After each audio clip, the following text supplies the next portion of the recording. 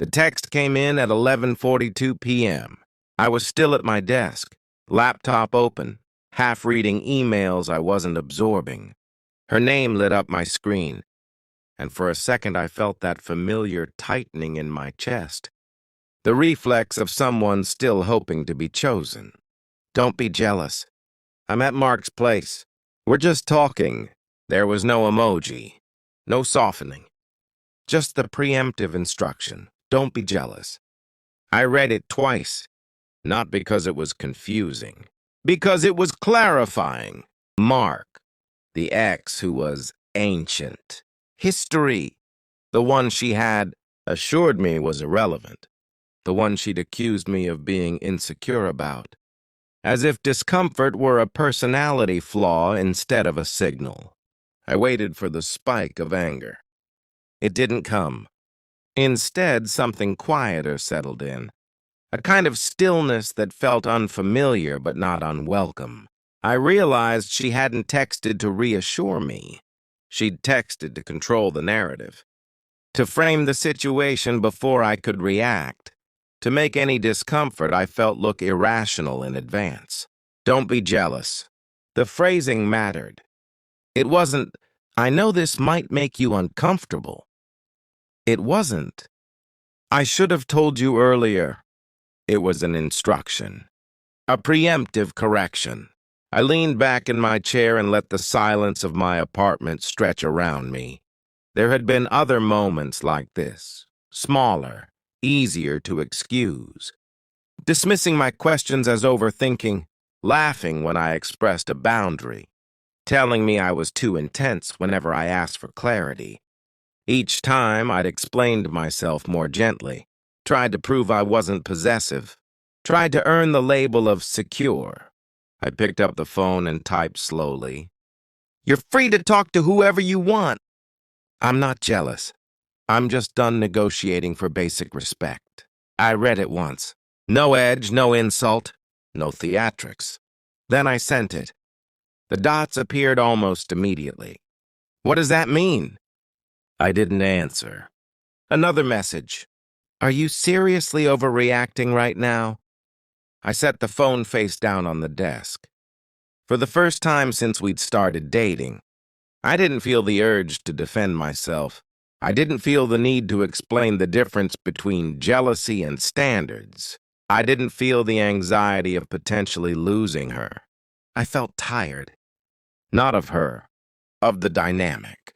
There's a specific exhaustion that comes from constantly being positioned as the unreasonable one, from being subtly trained to distrust your own reactions.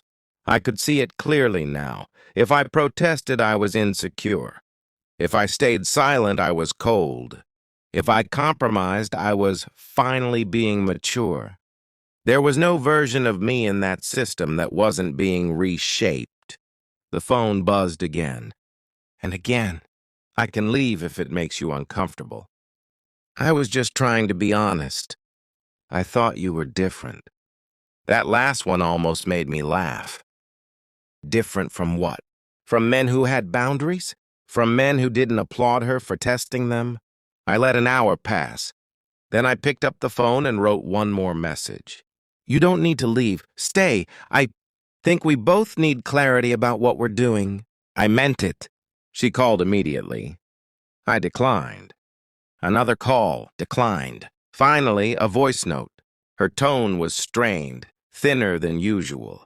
I don't understand why you're being like this. I literally told you so you wouldn't find out some other way. That's mature. There it was again. The reframing, as if informing me of a boundary violation, turned it into integrity. I didn't respond that night. The next morning, I sent a short message. I've asked the building manager to remove your access to the guest, parking, and gym. I'll leave your things with the front desk this week. No rush, just coordination. There was no threat in it. Just logistics. She hadn't expected logistics. Her reply came 5 minutes later. Wow. Then, so that's it? I stared at the screen.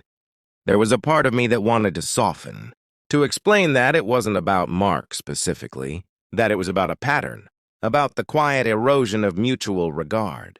But explanations are often invitations for negotiation.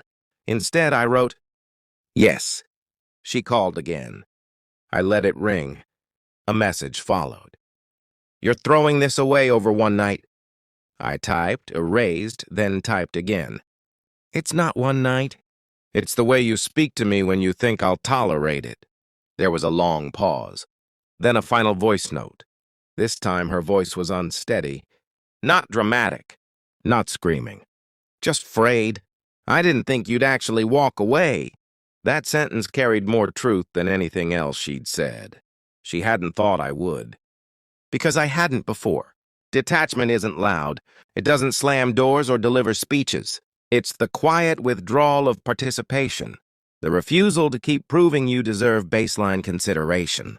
I listened to her voice note once, then archived the chat. The building manager emailed later that afternoon confirming the access update. Simple administrative language. No emotion. But it marked something concrete. A line drawn in the real world, not just in text messages. That night, my apartment felt different. Not lighter exactly. Just honest. I missed her. That surprised me. I missed the version of her that had been attentive in the beginning. The version that hadn't felt the need to pre-correct my emotions. But I didn't miss the confusion. There was no celebration in it. No triumphant soundtrack playing in my head. Just a steady recognition I had stopped arguing for my own dignity. A week later, she picked up her things without asking to come upstairs. The front desk called to let me know she'd left. No message followed. Control hadn't shifted in a dramatic confrontation.